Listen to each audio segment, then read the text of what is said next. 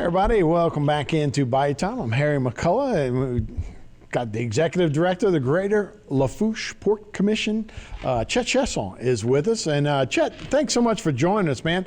A lot of different topics that we could talk about today, but I guess we ought to start with the White House has not been our friend since the new administration has come in, but they're now requesting OPEC to drill while not drilling off the new permits anyway off the U.S. offshore resources.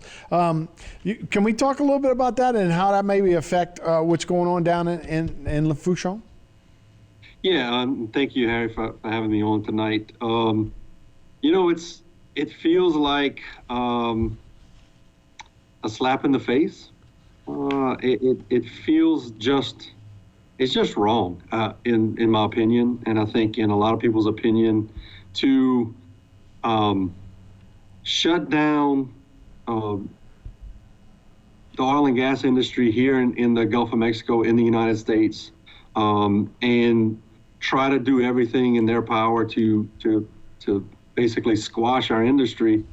But then at the same time, because gas prices are increasing, wow, go figure, right? Gas prices are increasing, and because of that, you go and ask OPEC to increase their production volume so that we can have more oil on the market so the gas prices can go down, when all we have to do is support U.S. business, support United States-based companies, support U.S. energy production, and we can create the lowest prices of gasoline in the world.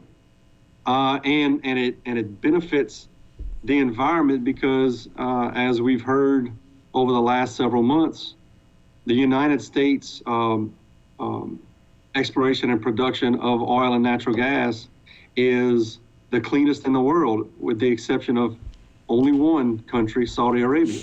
Right. So why would we go and request other entities around the world who do things in a much more or much less environmentally friendly way than ask ourselves, right? Just get U.S.-based companies, U.S.-based jobs to increase, to have revenue increase for the United States by allowing us to create this energy that we need for our country. Yeah, no doubt. And when you look at it, it is puzzling as to why things I think is green gas house initiative or that, but he's going to go buy gas from somewhere else. It is amazing, and God, it's not good. And that's a lot of resources and money that are going to foreign countries that are not always our friends, as he's finding out in some of these other recent decisions he's made. The Biden administration also seeking to appeal the pause ruling. Is that more of the same?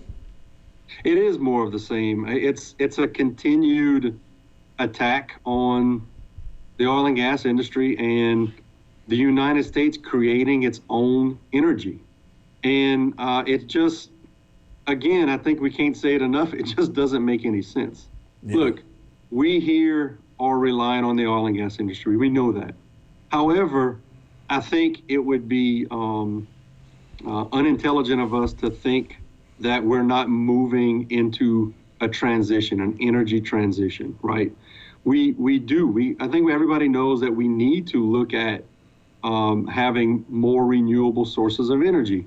But that doesn't say or doesn't mean that we don't need oil and gas. Right. Every windmill that's created, every solar panel that's created, everything that we enjoy in our everyday lives is based in petroleum products. Right. You can't build the car that the batteries are put in if you want an electric car. You can't build the battery. You can't build the storage of that power that you're going to create without petroleum products. Right. So let's be realistic about this transition.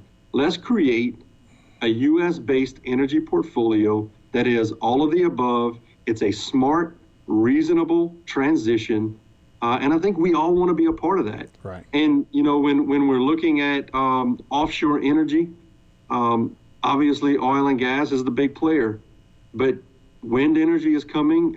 It's being looked at for the Gulf of Mexico, Louisiana, and in essence, we as Port Fourchon and this region are positioning ourselves to be a leader because of the supply chain we already have here, because of the oil and gas industry offshore. So we can be a leader in offshore wind.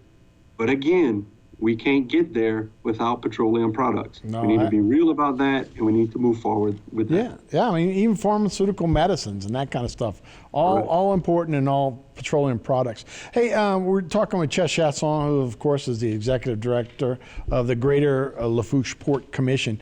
We've got about a minute to go, Chett. Let's talk a little bit about port business, and obviously a year and a half of COVID, getting a second wave and a new COVID-19 outbreaks. How has business been affected down there with a minute to go? Yeah, so it's certainly been affected. I mean, we've been dealing with this for over a year now, and it comes in waves. And the port itself, the Port Authority, and our 40 employees have been impacted periodically throughout the event.